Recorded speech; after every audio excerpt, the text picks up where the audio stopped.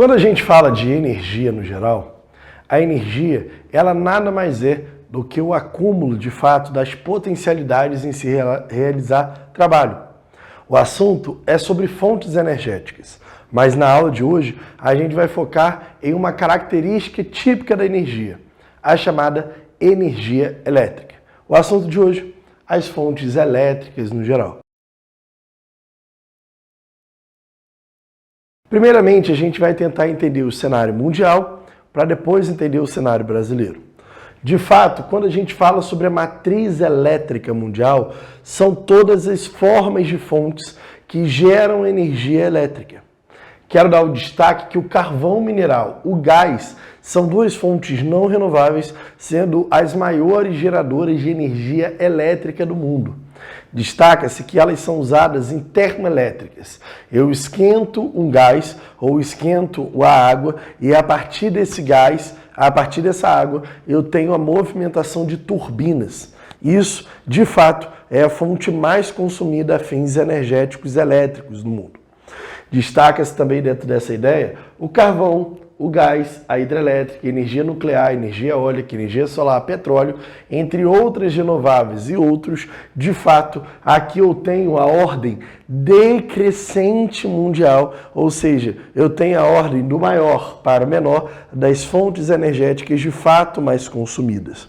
Destaca-se principalmente que as energias do tipo não renováveis, como a energia nuclear, mais o carvão, mais o gás, compreendem mais de 60%, quase 70% de todas as fontes energéticas de geração de energia elétrica.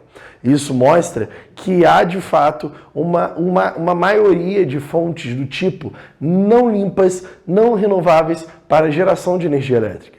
Isso entra de muitas vezes em desacordo com a temática, a lógica principalmente global de diminuição dos gastos, diminuição principalmente da lógica dos gases de efeito estufa no geral.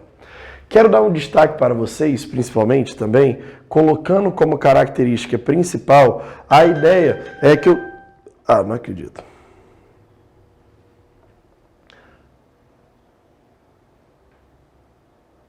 Quero dar destaque para vocês, principalmente, a lógica das chamadas usinas geradoras de energia.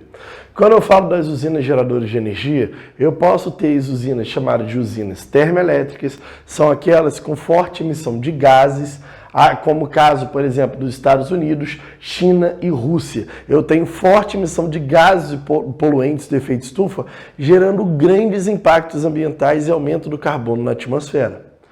Posso ter, de fato, destaque para as chamadas hidrelétricas, que geram fortes alterações de rios, inundações de áreas, perdas de áreas agricultáveis, além da remoção de populações ribeirinhas.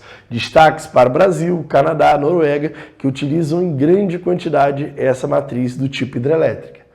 Posso utilizar a chamada termoelétrica, onde eu tenho a termonuclear, melhor explicando aqui, melhor colocando, a chamada termonuclear. Deixa eu colocar aqui para vocês. Destaca-se dentro dessa ideia a geração de lixo nuclear e a forte ocorrência, principalmente de acidentes dentro do geral, dentro desse processo. Destaca-se o caso da França, da Lituânia, da Bélgica no geral, além da energia eólica e de energias solares, com destaque para a China, Estados Unidos e também das regiões europeias. Quero dar um destaque para vocês, principalmente, que essas usinas com fortes presenças, claramente dentro dessa ideia, eu tenho fortes gerações de energia hidrelétrica, gerações de energias termoelétricas, termonucleares, e eu quero dar um destaque principalmente que a termonuclear ela está presente em algumas áreas do mundo. Eu não tenho a presença da energia termonuclear em países, por exemplo, subdesenvolvidos. Então exige uma tecnologia, principalmente, se estabelecer dentro da energia nuclear, apesar da lógica de acidentes. Destaca-se que essa energia termonuclear também ela pode estar condicionada à lógica dos acidentes. Houve já acidentes nos anos 70 nos Estados Unidos, em Tree Island, teve acidente em Chernobyl, teve acidente no Japão, em Fukushima. Então sempre os investimentos estão sujeitos à lógica dos acidentes. Uma hora vai ter mais investimento, outra hora terá menos. Destaca-se dentro da matriz elétrica do Brasil, eu posso destacar com vocês, que o maior uso de matriz elétrica está dentro daqui, ó, das energias hidrelétricas. São as que mais geram energia, de fato, mais de 50%. Depois nós vamos ter o gás natural, depois a energia eólica, depois a energia da biomassa, até o petróleo e as energias chamadas de energias do carvão. Então eu quero dar um destaque para vocês que o consumo energético, a geração de energia elétrica do país, ela é extremamente condicionada pela hidrelétrica. De fato, as outras fontes apresentam uma menor participação se comparada à hidrelétrica. Destaca-se para a energia eólica, que hoje está em segundo lugar em maior fonte de energia. E ela está em terceiro lugar, indo ao segundo lugar no geral.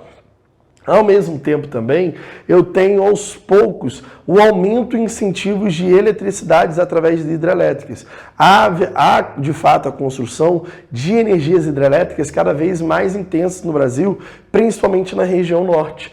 Ao mesmo tempo, as usinas termoelétricas a gás natural, elas têm substituído em grande parte as usinas a carvão. Ou seja, a gente pode notar que tanto a primeira, quanto a segunda, quanto a terceira, são projetos de grandes investimentos nacionais, principalmente mostrando essa expansão. Então, é difícil que esses 3 até os 4 primeiros comecem a diminuir, porque são essas as fontes de maiores investimentos e expansões. Até a hidrelétrica, ela tende a permanecer com fortes investimentos nacionais. Quero partir desse princípio também para analisar o chamado SIN, Sistema Interligado Nacional. Esse sistema é o que vai gerar a produção, a distribuição de energia no geral. Destaca-se que ele é controlado pelo setor de energia, a organização principalmente, que vai trabalhar a distribuição de energia. Aqui eu estou falando da onde é produzida energia, para onde ela vai chegar essa energia. Olha, como assim? Vamos tentar entender. Eu tenho uma hidrelétrica que fica no Paraná, mas como essa energia elétrica ela chega até a minha casa? Eu tenho a área produtora, eu tenho a transmissão e eu tenho a minha casa. Essa linha de transmissão, assim como a área produtora, a gente vai identificar dentro do SIN. É óbvio que eu tenho muito mais cadeias mais densas do SIN nas regiões do Centro-Oeste, Sudeste e Sul. E poucas cadeias densas, de fato, verificadas nas regiões norte do Brasil e principalmente na porção setentrional do Centro-Oeste. Então eu tenho pouca ocorrência dentro desse processo. Destaca-se também a geração de energias termoelétricas, com o destaque da chamada Companhia Geradora Térmica de Energia Elétrica. Aqui eu estou falando sobre a geração de energia elétrica no geral, tá? Através de termoelétricas. O maior uso dela, de fato, é o gás natural, como a gente pode verificar aqui, ó, bonitinho para vocês. Depois a biomassa. Lembrando que essa geração de energia eólica não envolve termoelétrica. Eu tenho uma própria geradora de energia elétrica. Depois eu tenho carvão, nuclear e petróleo.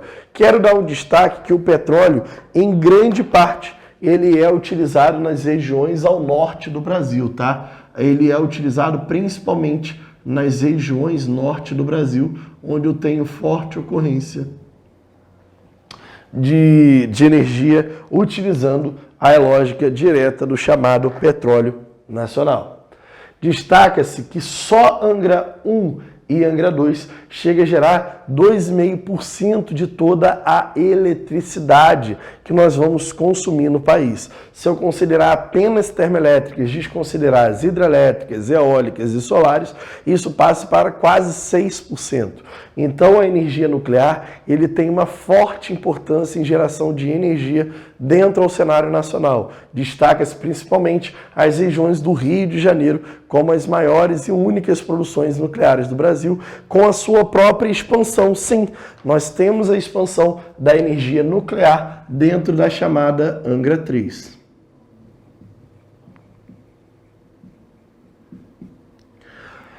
Os parques eólicos nós vamos ter principalmente nas regiões em todo o Brasil. Eu vou destacar as fortes presenças dos parques eólicos nas regiões do litoral nordeste, onde nós temos o maior potencial.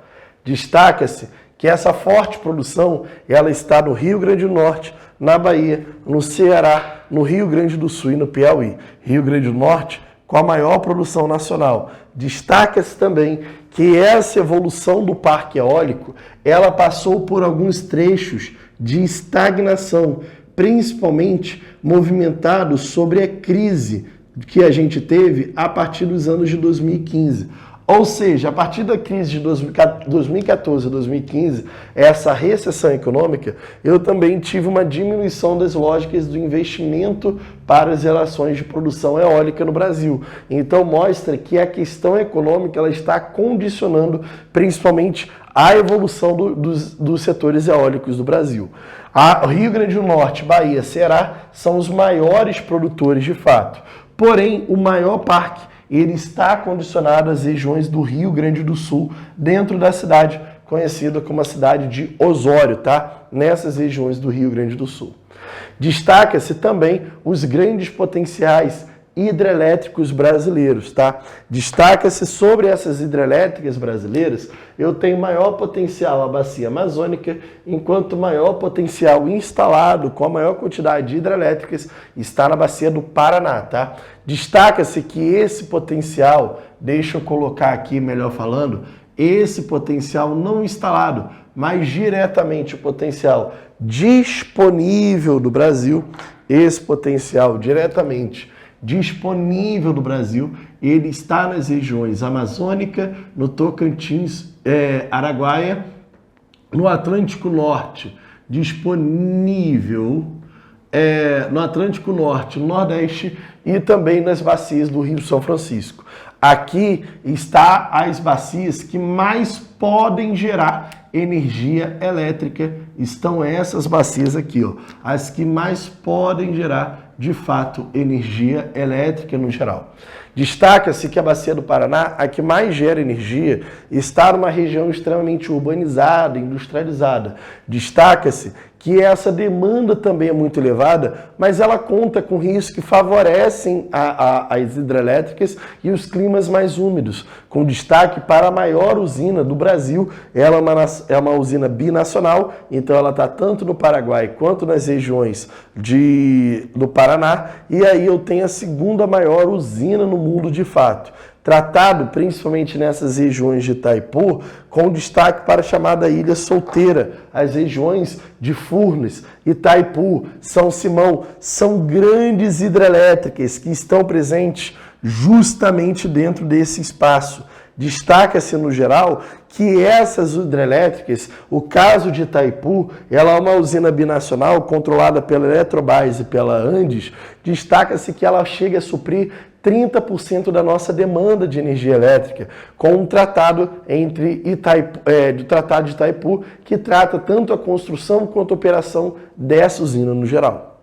Já a do São Francisco abastece a região Nordeste, eu falo de um grande potencial energético também presente nas bacias do Rio São Francisco. Destaca-se principalmente as hidrelétricas de Xingó, Sobradinho, Itaparica, Três Marias, Paulo Afonso, presente dentro desse espaço com fortes produções controlada pela chamada CHESF, que é a Companhia Hidrelétrica de Energia do São Francisco, tá?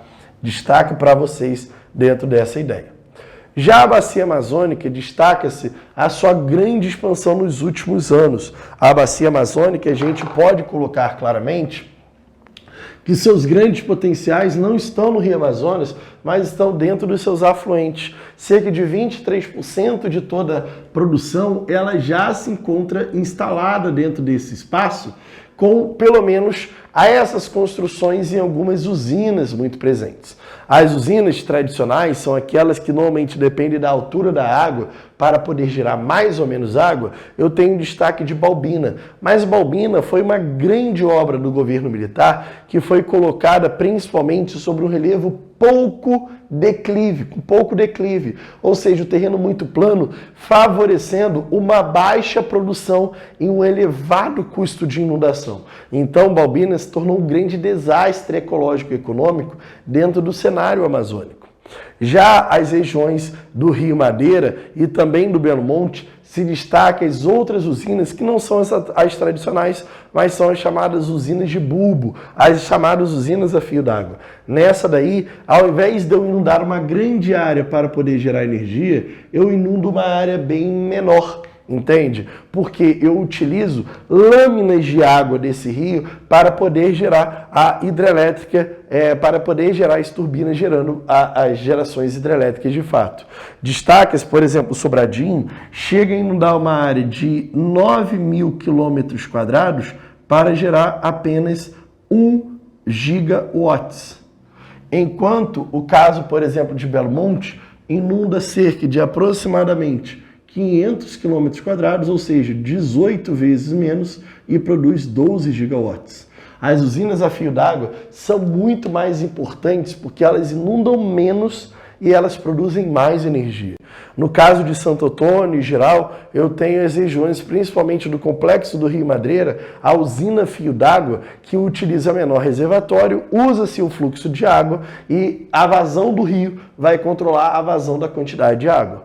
Já as de Belo Monte, como o caso do Rio Xingu, no Pará, eu tive as obras muito discutidas entre 2011 e 2014, mostrando principalmente a terceira maior usina do mundo ser um embate muito forte, porque atrelava terras indígenas, no qual gerou uma série de movimentos contrários à criação de fato de Belo Monte. E a bacia Tocantins-Araguaia, onde nós vamos ter a usina de Itaipu, onde é a usina de Tucuruí, construída nas regiões de Grande Carajás, sob o projeto de Grande Carajás, que visava a produção de alumínio no rio Trombetas e também de mineração. De fato, uma usina extremamente importante sobre as regiões da Amazônia Legal, que atrela as regiões principalmente dos espaços da bacia Tocantins-Araguaia. Então, quando eu falo de geração de energia elétrica no país, a gente precisa dar um destaque ao potencial hidrelétrico. Não obstante, também olhando os potenciais eólicos e as termoelétricas do país em termos da sua produção e impactos ambientais que elas acabam gerando dentro dessa ideia. Galera, espero que vocês tenham entendido ponto a ponto de tudo que foi abordado dentro dessa aula. Olha, se liga que aqui no link da descrição eu tenho uma série de exercícios para você matar sobre esse assunto. Vou sair de cena para que você consiga fazer as suas cópias. Mas antes, por favor, dá aquela moral, compartilha esse vídeo, manda para o máximo de pessoas e estamos juntos. Não deixe de se inscrever no canal também e ativar o sininho. Galera, beijo e abraço, estamos juntos e até mais. Tchau, tchau.